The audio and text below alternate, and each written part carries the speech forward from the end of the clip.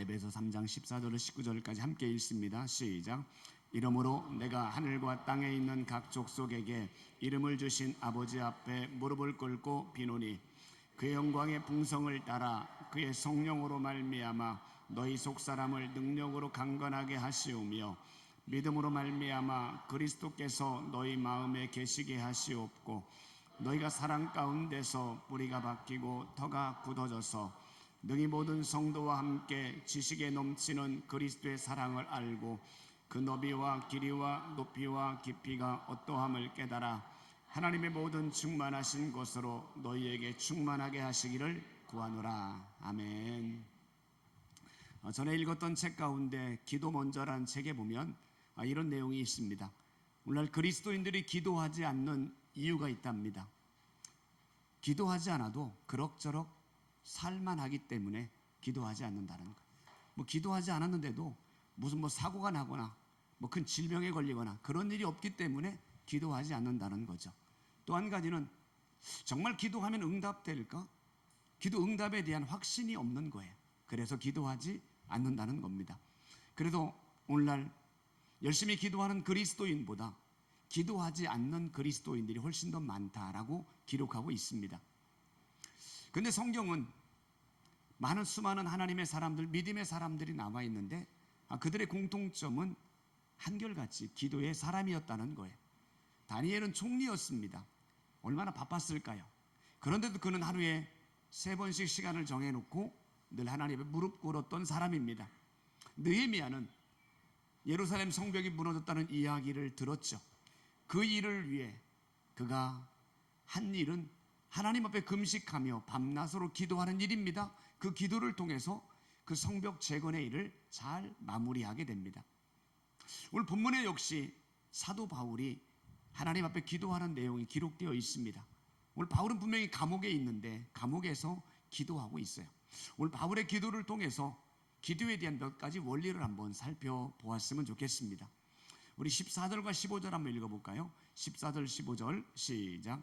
이러므로 내가 하늘과 땅에 있는 각 족속에게 이름을 주신 아버지 앞에 무릎을 꿇고 비노니. 아멘. 바울이 뭐라고 시작합니까? 아버지 앞에 무릎을 꿇고 빈다라고 말합니다. 오늘 기도의 대상은 하나님 아버지였습니다. 근데 그 하나님 아버지를 뭐라고 소개합니까? 하늘과 땅에 있는 족속에게 이름을 주신 아버지라고 말합니다. 이름을 주었다는 건 뭘까요? 통치하고 다스리시는 분, 이런 뜻입니다. 내 하나님은 이 땅의 모든 것들을 통치하고 다스리시는 전능하신 하나님이죠. 바로 오늘 바울은 누구에게 기도해야 되는지 분명히 말합니다. 전능하신 하나님 아버지께 기도하는 거예요. 근데 그 하나님 아버지는 어떤 분인가요? 전능하신 분으로 끝나지 않습니다. 우리를 너무너무 사랑하시는 아버지예요. 저에게도 아버지가 계시죠. 부여에 홀로 계십니다.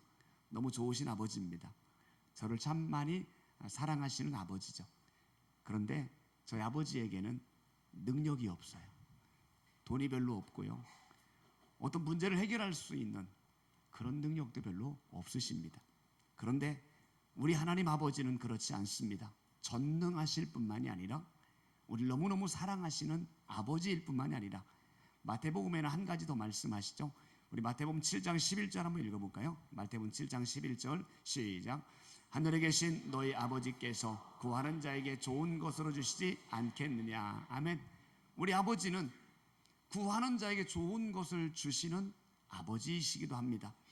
이처럼 바울이 감옥에 있는데도 불구하고 하나님께 기도할 수 있었던 것은 하나님 아버지의 약속 때문입니다. 전능하신 아버지, 그리고 나를 너무너무 사랑하시는 아버지, 나에게 좋은 것을 주시는 아버지, 그 아버지가 구하면 주시겠다라는 약속 때문에 기도하게 된 거죠. 우리도 마찬가지입니다. 우리의 기도를 들으시는 분은 하나님 아버지이십니다. 그분은 전능하시고 그분 우리를 사랑하시고 우리에게 좋은 것을 주시는 아버지입니다. 그 하나님 아버지에게 믿음으로 구하시기를 간절히 축원합니다. 기도의 방법, 바울이 어떻게 기도합니까? 무릎을 꿇고 기도합니다. 무릎을 꿇는다는 건 굉장히 불편한 거죠. 저도 시골에서 어릴 적에 교회를 예배를 드릴 때 그때는 다 바닥에서 예배 드렸어요. 마룻바닥에서 예배 드리고 기도할 때는 무릎 꿇어 기도합니다. 오래 기도하지 못했던 것 같습니다. 무릎을 꿇는다는 건 불편하지만 그럼에도 오늘 사도 바울이 그 감옥 안에서 무릎을 꿇어 기도한다는 건 뭘 의미할까요? 간절함을 의미합니다. 하나님 응답해 주셔야 됩니다. 내가 의지할 분 하나님밖에 없습니다. 하나님 아니면 나는 어떤 소망도 없습니다. 이런 간절함으로 바울이 기도하고 있는 거예요. 엘리야 선지자는 갈멜산에서 하나님께 기도한 적이 있습니다. 그때 열왕기상에서 이렇게 표현하고 있어요. 우리 열왕기상 18장 42절 같이 한번 읽어봅니다. 시작. 엘리야가 갈멜산 꼭대기로 올라가서 땅에 꿇어 엎드려 그의 얼굴을 무릎 사이에 두고. 아멘. 엘리야가 갈멜산 꼭대기에서 기도하는데 땅에 꿇어 엎드렸다는 건 뭐죠? 무릎 꿇은 거예요. 무릎 꿇어 기도하고 그의 얼굴을 무릎 사이에 놓고 기도합니다. 상상이 됩니까? 무릎을 꿇고 머리는 무릎 사이에 두고 하나님께 기도합니다. 이 모습만 보더라도 지금 엘리야가 얼마나 간절하게 하나님의 은혜를 구하는지를 짐작해 볼 수 있어요.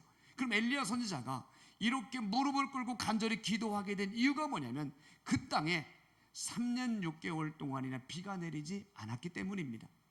여러분, 팔레스타인 지역은 가뜩이나 물이 없습니다. 그런데 3년 6개월 동안 비가 내리지 않았으니 무슨 농사를 짓겠어요? 먹을 것이 없는 겁니다. 너무나 백성들은 고통을 당합니다. 이런 상황에서 엘리야 선지자가 간절한 마음으로 하나님께 기도하는 겁니다. 하나님, 제발 비를 내려주세요. 하나님밖에 없습니다라고 무릎을 꿇고 기도하게 되는 거죠. 그리고 하나님 그 기도를 들으시고 3년 6개월 만에 비를 내려주시는 거예요. 이처럼 무릎을 꿇는 기도, 우리 안에 기도할 때마다 굳이 무릎 꿇지 않더라도 간절한 마음을 가지고 기도할 때 하나님이 그 기도를 들으시는 줄로 믿습니다. 기도하다가 보면 졸은 분이 있어요. 물론 피곤하면 졸 수 있습니다. 근데 습관적으로 조는 건 피곤함의 문제가 아니죠. 그 안에 간절함이 없는 거예요. 만약에 내 사랑하는 가족이 지금 큰 수술을 해요. 생명의 위협이 있습니다.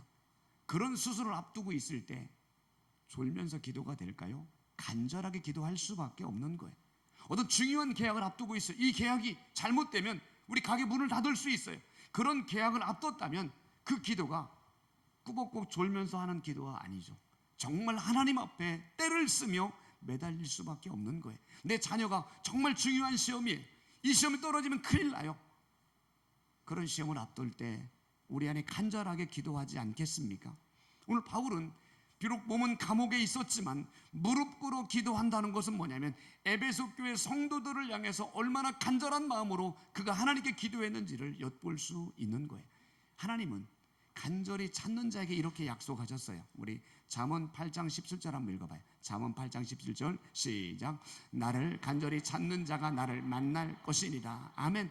하나님의 약속입니다. 하나님을 간절히 찾는 자를 하나님이 만나 주시는 줄로 믿습니다. 간절히 찾을 때 하나님은 그런 자의 기도를 들으시고 반드시 응답해 주실 줄로 믿습니다. 정말 기도 응답을 원하신다면, 정말 하나님 앞에 간절히 기도해서 응답받기를 원하신다면 오늘 바울의 심정을 가지고 엎드리시고 그 절실함으로 부르짖으셔서 하나님의 응답을 경험하시기를 축원합니다. 전능하신 하나님, 나를 너무너무 사랑하시는 하나님, 그리고 나에게 좋은 것을 주시는 하나님 아버지께서 약속하신 대로 간절히 찾고 부르짖는 자에게 좋은 것으로 채워주실 줄로 믿습니다. 자, 오늘 바울이 이렇게 감옥에서 간절하게 기도했는데 도대체 무슨 기도를 한 거예요? 우리 16절 한번 읽어봐요. 16절 말씀 시작. 그의 영광의 풍성함을 따라 그의 성령으로 말미암아 너희 속사람을 능력으로 강건하게 하시오며. 아멘. 오늘 바울은요 3가지를 기도했어요. 그 가운데 첫 번째가 바로 16절에 있는 내용입니다. 한번 따라해 볼까요? 속사람을 강건하게 하옵소서. 오늘 바울이 기도한 첫 번째 내용이 뭐냐면 하나님, 에베소 교회 성도들이 그들의 속사람이 강건하게 되기를 원합니다. 이 기도를 드린 거예요. 사람은요 겉사람이 있고 속사람이 있어요. 겉사람의 건강은 잘 먹으면 돼요. 잘 쉬면 됩니다. 운동하면 겉사람이 건강해질 수 있습니다. 속사람이란 건 뭘 말하는 거죠? 인격, 성품, 가치관을 말하는 거예요. 근데 이런 속사람이 강건하다는 건 뭐냐면 정말 우리의 속사람이 인격이 예수님을 닮고 예수님의 향기를 드러낼 수 있는 것, 이것이 속사람이 강건해지는 거예요. 그래서 어떻게 우리의 속사람이 강건해질 수 있다고요? 거기 말하죠. 성령으로 말미암아. 따라합시다. 성령으로 말미암아. 네, 우리의 심령, 성품, 인격의 변화는 노력으로 되는 게 아닙니다. 내 안에 계신 성령님을 통해서만이 우리 인격이나 성품이 바뀌어지게 되는 거예요. 우리 성령 충만 많이 기도하잖아요. 성령 충만케 해 주옵소서 기도하잖아요. 성령 충만이 뭐예요? 성령으로 충만해지는 겁니다. 이걸 구체적으로 말하면 내 안에 계신 성령님이 내 삶을 다스리는 것, 이것이 바로 성령 충만합니다. 그래서 성령 충만, 성령님이 내 안에서 나를 다스리게 되면 어떤 일이 벌어지냐면, 첫 번째는 성령의 은사가 주어져요.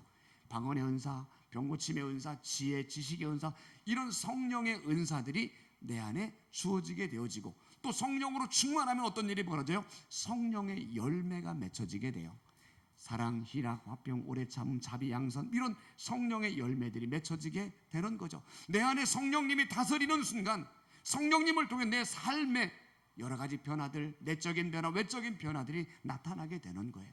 그래서 바울은 기도합니다. 성령으로 말미암아 에베소 교회 성도들의 속사람이 강건하게 되기를 원합니다. 기도하고 있는 거예요. 제자들을 통해서 성령님 만나면 어떻게 되는지를 엿볼 수 있어요. 복음서에 나와 있는 제자들의 모습 보세요. 이기적이었어요. 겁쟁이였어요. 예수님 붙잡이는 그날 밤 다 도망갔습니다. 그랬던 그들이 사도행전의 제자들의 모습은 달라요. 담대히 하나님의 말씀을 증거합니다. 매를 맞아도 오직 예수, 감옥에 갇혀도 오직 예수를 외치게 됩니다. 아니, 이렇게 달라질 수 있었던 비결이 뭐냐면 성령 충만인 거예요.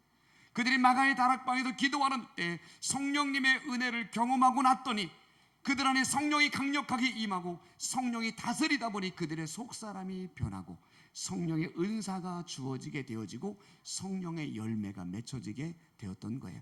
오늘 그래서 바울은요, 에베소 교회 성도들이 이런 성령님을 통해서 저들의 속사람이 변하고 예수님을 닮아가고 하나님 나라 일꾼으로 세워지기를 기도하고 있는 거예요. 사랑하는 여러분, 오늘 바울의 기도가 우리의 기도가 되었으면 좋겠어요. 하나님, 성령님을 통하여 내 속사람이 강건하게 되기를 원합니다. 성령님을 통하여 내 안에 성령의 열매가 많이 맺혀지기를 원합니다. 이것이 우리의 기도가 되기를 주의 이름으로 축원합니다. 두 번째는요, 어떤 기도 제목일까요? 우리 17절 한번 읽어볼까요? 17절 시작. 믿음으로 말미암아 그리스도께서 너희 마음에 계시게 하시옵고. 아멘. 여기까지 읽을게요. 그리스도께서 마음에 계시게 하옵소서. 한번 따라해 볼까요? 그리스도께서 마음에 계시게 하옵소서. 이 두 번째 기도 제목에 좀 약간 좀 이해하기 어려운 표현이에요. 왜냐하면 지금 편지하는 대상이 누구죠? 에베소 교회 성도들입니다. 에베소 교회 성도들은 예수 믿는 사람들입니다. 예수 믿는 사람들이라면 그들 안에 누가 계셔요? 이미 성령님이 계신 거예요. 이미 예수님을 마음에 모시고 계시고 있다는 거예요. 그런데 오늘 바울 뭐라고 기도해요? 그들의 마음에 계시게 하옵소서. 이미 마음에 계셨는데 그들의 마음에 계시게 하옵소서. 뭔가 좀 안 맞는 기도 같은 느낌이 들어요. 자, 이 말이 무슨 말일까요? 예수 믿는 사람들 안에는 성령님이 계신 거 분명합니다. 그런데 두 가지 모습으로 성령님이 계십니다. 첫 번째는 손님의 모습으로 계시고 또 하나는 주인의 모습으로 계시는 거예요. 예수님이 내 안에 손님의 모습으로 계시면 내 안에 예수님 계신 건 맞아요. 예수님 믿기도 합니다. 신앙 고백도 있습니다. 그런데 내 안에 예수님을 손님으로만 맞아들이면 아무 일도 일어나지 않습니다. 삶의 변화가 거의 나타나지 않는 거예요. 신방을 갑니다. 신방을 가서 이 집사님은 뭘 드시고 사나 궁금해가지고 제가 냉장고 문을 열어볼 수 있나요? 한 번도 그런 적 없습니다. 이분은 어떤 옷이 있는지 궁금해가지고 옷장을 그냥 활짝 열어서 제가 볼 수 있나요? 그럴 수 없잖아요. 한 번도 그런 적도 없습니다. 그냥 앉으라는 자리에, 소파에 앉으라면 소파에 앉고 바닥에 앉으라면 바닥에 앉아서 거기에 앉아서 찬양하고 말씀 나누고 기도하고 그리고 돌아와요. 특별하게 급하지 않는 이상은 화장실도 안 갑니다. 왜요? 저는 손님이거든요. 예수님이 내 안에 들어오셨는데 어떤 분들은 예수님을 손님처럼 대접하는 거예요. 내가 주인인 거예요. 그 예수님 가만히 계시고요, 필요할 때만 말씀해 주세요. 필요하면 도와주세요. 기도하면 응답해 주세요. 그 나머지는 가만히 계시면 됩니다. 이게 예수님을 손님 대접하는 거예요. 그렇게 신앙생활하면 오래 믿었어도 삶의 변화가 나타나지 않는 거예요. 몇십 년을 믿어도 성숙하지 못하는 것, 예수님을 손님 대우하기 때문에 그래요. 오늘 바울이 그리스도께서 너희 마음에 계시게 하옵소서, 이 말은 하나님 에베소 교회 성도들이 예수님을 주인으로 모시게 되기를 원합니다, 이런 기도의 내용인 거예요. 예수님을 내 안에 주인으로 모셔드리면 어떨까요? 나는 그분의 종입니다. 종은 아무런 권한이 없어요. 돈도 내 것이 아니고 시간도 내 것이 아니고 다 주님의 것입니다. 그렇기 때문에 물질을 쓰더라도 주인의 뜻에 묻는 거예요. 주님, 내가 어디에 써야 됩니까? 시간을 쓰더라도 주님께 묻는 겁니다. 주님, 내가 이 시간을 이렇게 써도 되는 겁니까? 왜? 그분이 주님이고 나는 종이기 때문에 그런 거예요. 그럼 그렇게 예수님을 주인으로 모셔드리면 어떤 일이 벌어져요? 예수님이 내 삶을 다스리기 시작해요. 내 안에 삶의 작은 변화들이 나타나게 되어 내 삶을 통해 예수님의 모습과 인격이 드러나게 되는 거고 영적인 성숙을 경험하게 되는 거예요. 다른 여러분, 어떻게 살고 계십니까? 예수님이 여러분의 삶의 손님인가요? 주인인가요? 날마다 이렇게 기도하시기 바랍니다. 예수님, 내 삶의 주인이 되어주셔서 내 삶을 다스려 주옵소서. 이것이 우리의 기도가 되시길 바랍니다. 그리고 날마다 주님의 뜻을 묻고 그 주님의 뜻 앞에 철저하게 복종하고 순종하며 살아가시기를 간절히 축원합니다. 자, 두 가지 기도 제목 살폈죠. 첫 번째 뭐였어요? 속사람을 강건하게 하옵소서. 두 번째는요, 예수님이 내 안에 계시기 원합니다. 또한 세 번째 기도 제목이 있어요. 우리 17절부터 19절 한번 읽어봐요. 17절로 19절 시작. 믿음으로 말미암아 그리스도께서 너희 마음에 계시게 하시옵고 너희가 사랑 가운데서 뿌리가 바뀌고 터가 굳어져서 능히 모든 성도와 함께 지식에 넘치는 그리스도의 사랑을 알고 그 너비와 길이와 높이와 깊이가 어떠함을 깨달아 하나님의 모든 충만하신 것으로. 아멘. 세 번째 기도는요, 자, 오른손도 들어보세요. 오른손 들어보세요. 그리스도의 사랑을 알고 깨닫고 충만하게 하옵소서.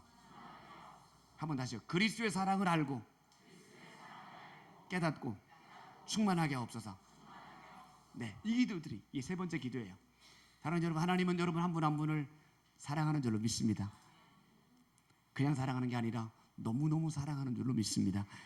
하나님이 세상을 이처럼 사랑하사 독생자를 주셨습니다. 하나님이 얼마나 우리를 사랑하시면 하나님이 사람이 되셨을까요? 하늘 보좌를 버리고 나를 위해 이 땅에 오셨을까요? 그것도 이 땅에 오셔서 나를 위해 나의 모든 죄 문제를 씻어주시기 위해 그분이 친히 십자가에 달려서 모든 고통을 다 당하시고 피 흘려 돌아가셨어요. 왜? 나를 사랑하기 때문에 그런 거예요.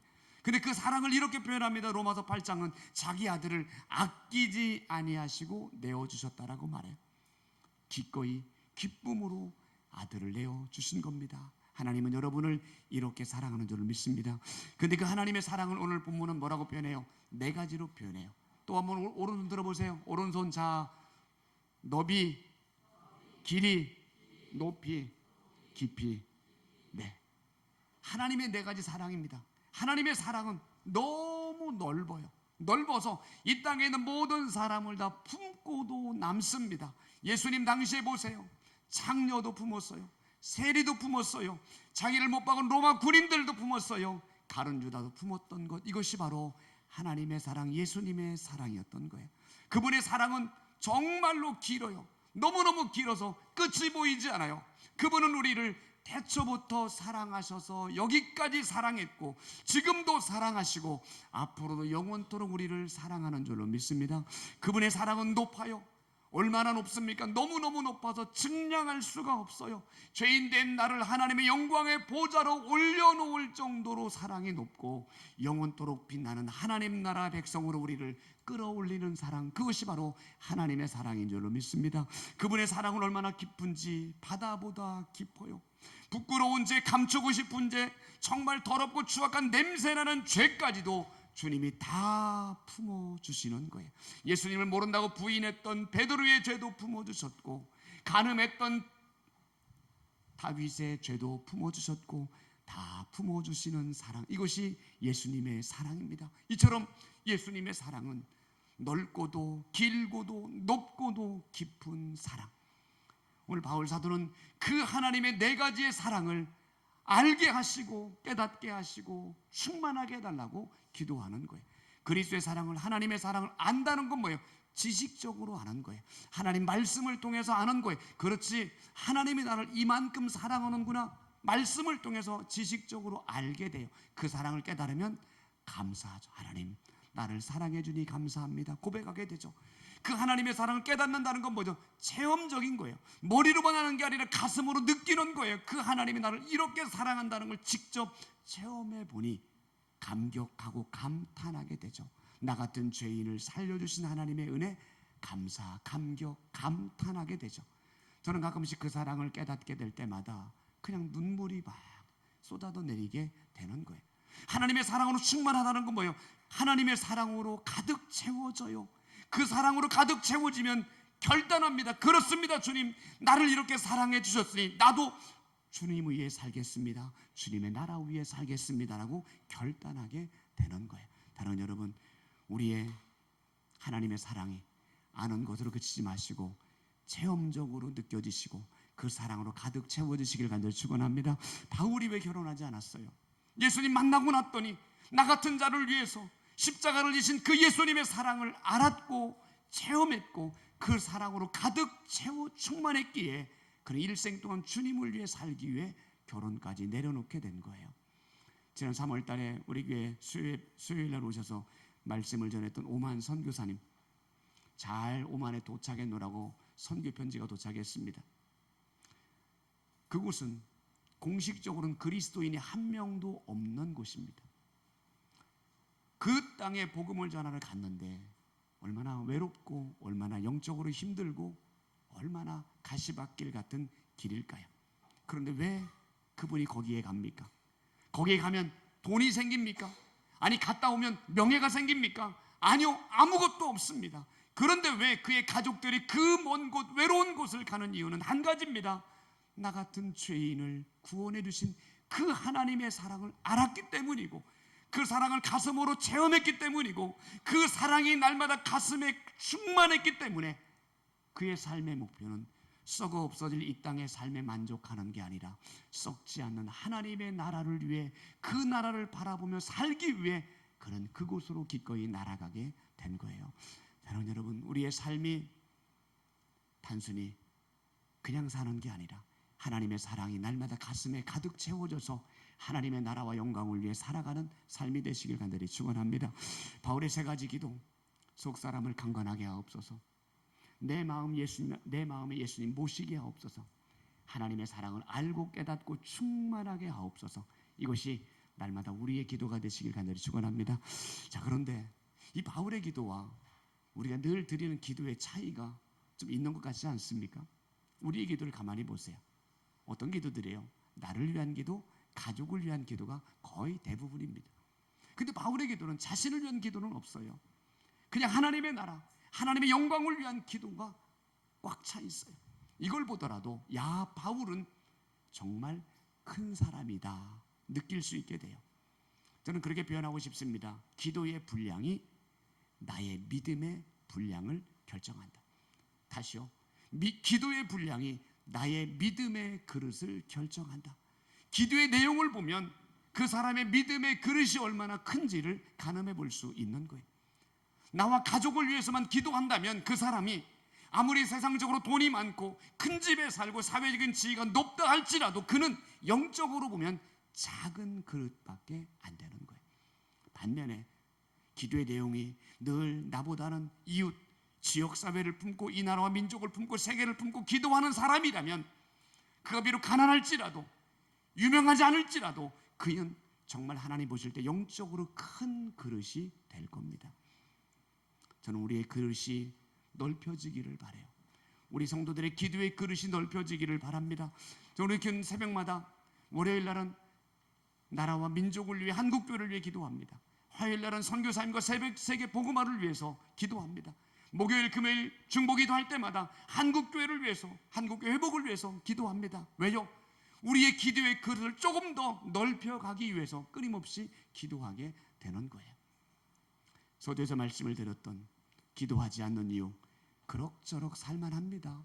기도하지 않아도 그럭저럭 살만합니다. 그리스도인은 그럭저럭 살아서는 안 됩니다. 그럭저럭 살라고 그리스도인 만들어주신 게 아닙니다.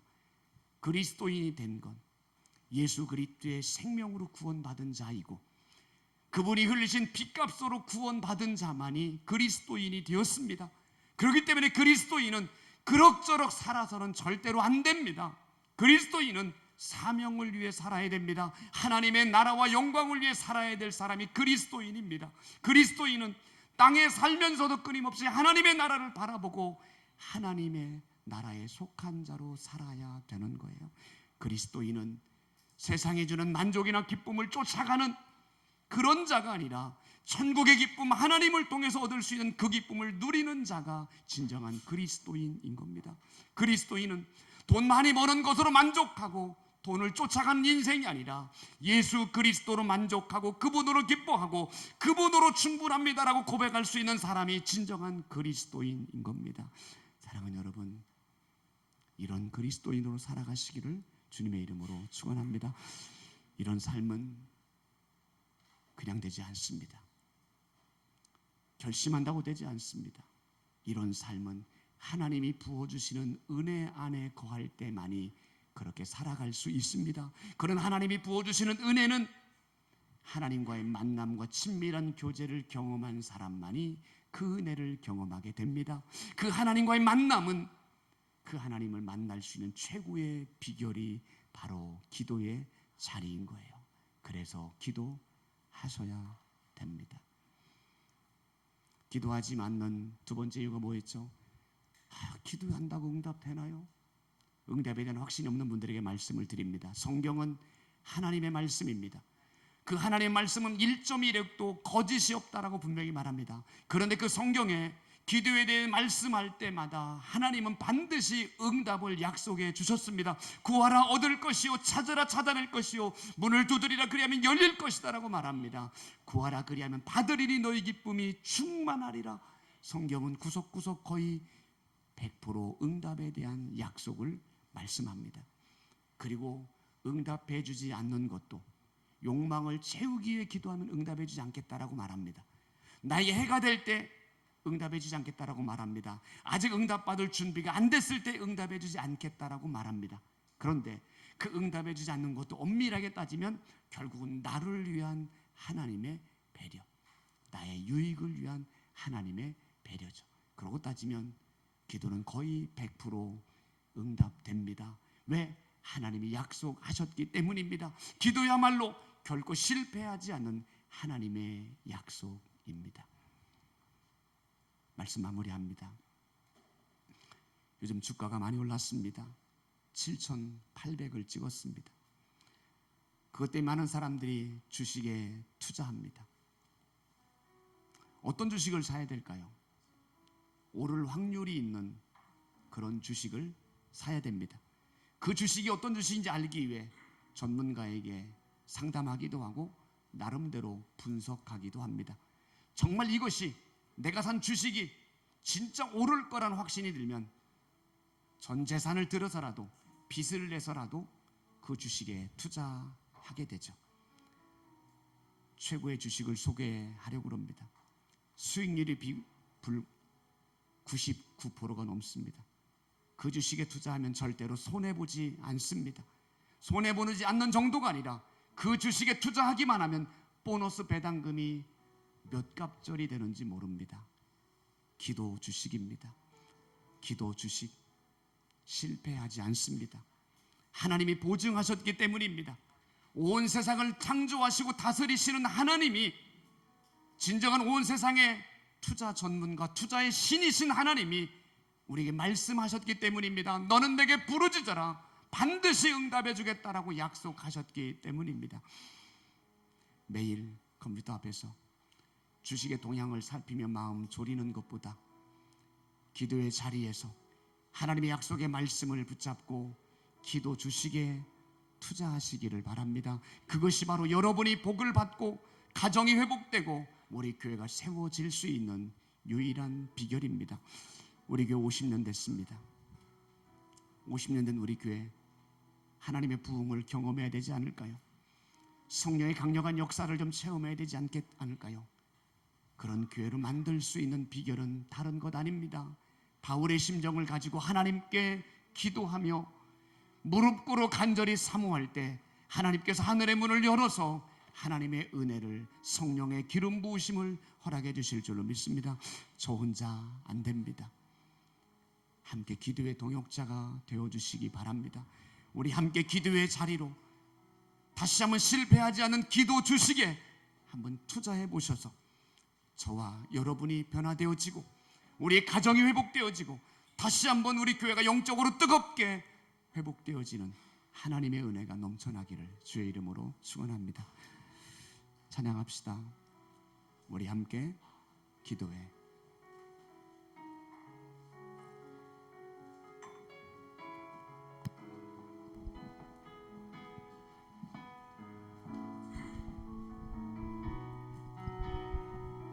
우리 함께 기도해. 우리 함께 기도해. 주 앞에 나와 주 앞에 나와 무릎 꿇고 무릎 꿇고 긍휼 베푸시는 주 하늘을 향해 두 손 들고 두 손 들고 하늘문이 열리고 하늘문이 열리고 은혜의 비추기 이 땅 가득 내리도록 마침내 주 오셔서 의의 비추기 우리 위에 부으시도록 우리 함께 기도해. 우리 함께 기도해. 주 앞에 나와 주 앞에 나와 무릎 꿇고 긍휼 베푸시는 주 하늘을 향해 두 손 들고 두 손 들고 하늘문이 열리고 하늘문이 열리고 은혜의 비추기 이 땅 가득 내리도록 마침내 주 오셔서 의의 비추기 우리 위에 하늘문이 열리고 하늘문이 열리고 은혜의 비추기 이 땅 가득 내리도록 이 땅 가득 내리도록 마침내 주님 오시옵소서. 마침내 주 오셔서 의의 비추기 우리 두 손 들고 고백합시다. 하늘문이 열리고 하늘문이 열리고 은혜의 비추기 이 땅 가득 내려주세요. 이 땅 가득 내리도록 마침내 주님 임하시옵소서. 마침내 주 오셔서 의의 비추기 우리 위에 부으시도록 우리 함께 기도하기를 원합니다. 하나님, 그럭저럭 살라고 나를 그리스도인 삼아주신 것 아닙니다. 하나님의 나라와 영광을 위해 살기 원합니다. 땅의 것에 만족하는 삶이 아니라 하늘의 기쁨, 하나님을 통해 경험하는 그 기쁨을 누리며 살기를 원합니다. 그 은혜와 기쁨은 그냥 되지 않습니다. 하나님과의 만남을 통해 하나님이 은혜로 부어주실 때만 가능합니다. 하나님, 한 번밖에 없는 인생 제대로 살기 원합니다. 한 번뿐인 인생, 후회 없는 인생 살기를 원합니다. 그렇게 살아갈 수 있도록 오늘 바울의 기도가 나의 기도가 되게 도와주시고, 바울의 기도처럼 절실함으로 부르짖게 도와주셔서 다시 한번 내 속사람이 강건하게 되어지고 예수님을 내 안에 주인으로 모셔드리고 날마다 하나님의 사랑으로 충만해지는 삶을 살게 해 주옵소서. 우리 같이 한번 결단하며 기도하시겠습니다.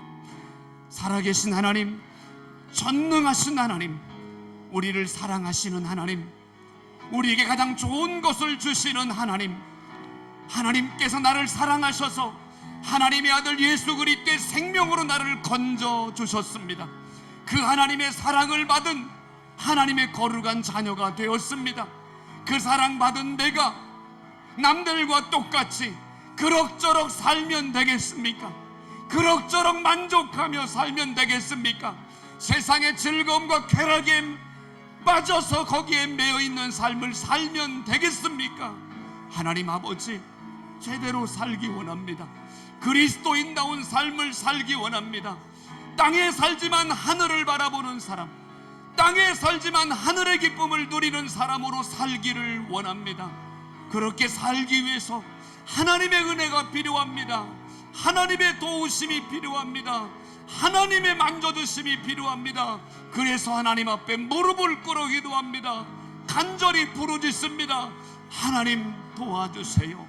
우리의 속사람이 주님을 닮은 자로 살아가도록 우리를 변화시켜 주옵소서. 우리 안에 예수 그리스도가 손님이 아니라 주인으로 모셔드리게 하여 주시옵소서.